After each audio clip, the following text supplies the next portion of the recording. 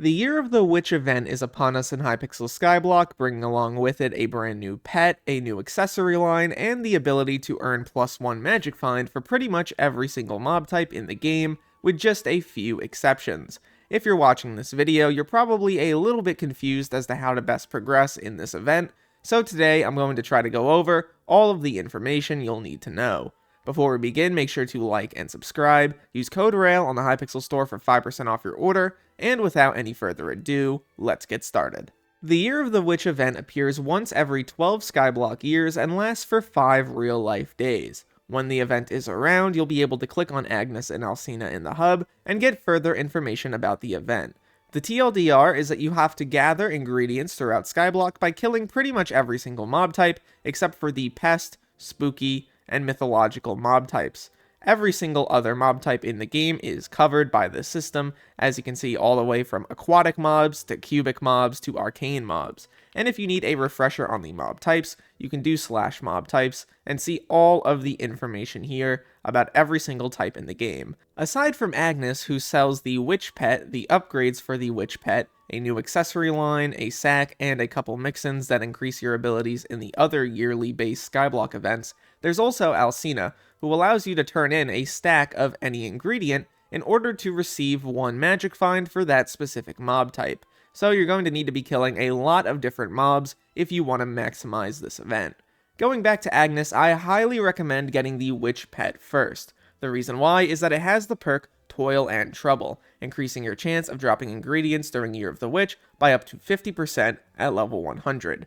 In order to get this, you'll need 64 festering flies. In order to get those, you need to kill undead mobs. The best way I've found to do this is just to load into dungeons solo and run around killing stuff as fast as humanly possible. You can also use the crypts if you want to. The Deep Caverns has quite a few mobs that would work in this regard, but it shouldn't be that bad to get the stack of festering flies you need. Something I'm really going to stress here with regard to the witch pet is I highly recommend leveling it up as fast as humanly possible, whether that be through pet candies, whether that be through Caduceus feeder, or through alchemy itself. I don't care. Level this pet ASAP. You want to have it be a high level before you continue on, because it will save you hours and hours of work. After you get the witch pet, my next recommendation is to get the witch's sack. This is a relatively quick one to get. You only need 16 festering flies and 16 spider eggs. The spider eggs come from arthropod type mobs. The best way I found to do this is to put on a bunch of mineral armor and spawn endermites in the end. But you could also do stuff like going to the spider's den. Flaming spiders and flaming worms also work. There are quite a few options in this regard. Once you have the sack, though, and you head back over to Agnes, the next item on the list would probably be the small witch cauldron. You're going to want to upgrade your witch pet extremely quickly because that increases the potency of the Toil and Trouble perk.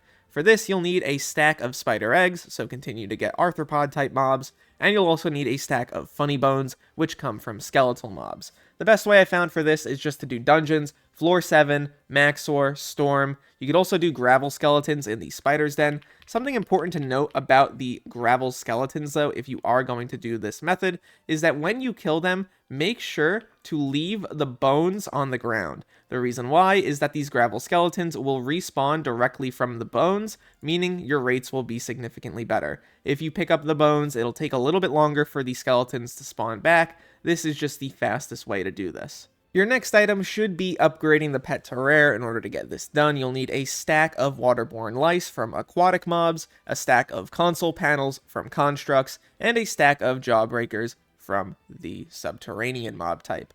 For the waterborne lice, I'm going to highly recommend that you fish on Galatea because of the Tad Gang. Really easy to get a large group of them together, kill them all, and you should get 1 or 2 waterborne lice pretty much every single time. Console panels, it's a little bit harder to get them. I would recommend doing automatons, star sentries in the dwarven mines, or terracotta in floor 6. All of those work, but it's going to be one of your slower options. And then we have jawbreakers. You could do things like goblins or thys. If you're going to be going for automatons and star sentries already, you'll kind of already make some progress on this, but this is one of the slower items to receive. Next, you'll probably want to level up the pet to Epic, but there is something I wanted to bring up here. The Never Melt Ice, which you get from the Frozen mob type, are only really able to be earned from the frozen mobs in Jerry's workshop, which means that this is going to be excruciatingly slow if Jerry's Workshop is not active. The only other valid way to do this is probably through frozen adventurers and dungeons, which are not consistent, don't spawn a lot, and mean that you'll probably have to be here for hours trying to get Nevermelt Ice. Aside from that, though, you'll need Smoldering Embers, which come from Infernal mobs, Warmed Flakes, which come from Magmatic mobs, and Glaciated Brains, which come from Glacial mobs.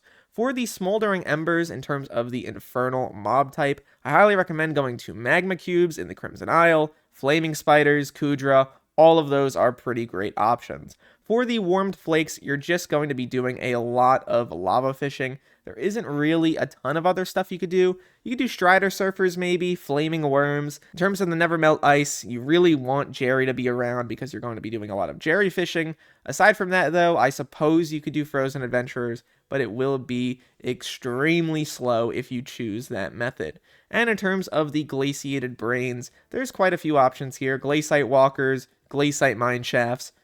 Pretty much all of that is going to be the most effective way to get this done, although do keep in mind there are going to be a ton of people grinding out Glaciate Walkers right now, so it's up to you whether you think that the mine shafts are more efficient. Really base it on your mining setup. While you're waiting for Jerry's Workshop to open, because I imagine that you will be, you might want to go for the items in the Legendary category as well. We have Shield Dust, which comes from shielded enemies, Pixie Dust from elusive type mobs, Ruffled Feathers from airborne mobs, Brittle Powder from Wither type, and Dirty Fingernails from Humanoid. In terms of your shielded enemies, I recommend going for Star Sentries here, as well as Zombuddies in the Greenhouse. For Pixie Dust, there's quite a few options: Field Mice, Diamond Goblins, and Lava Fishing. For the Ruffled Feathers, I recommend going for the Gas in the Crimson Isle, the Fire Bats in Bal, the Fan Flares in Galatea, and Cinder Bats maybe, although that might not be nearly as efficient.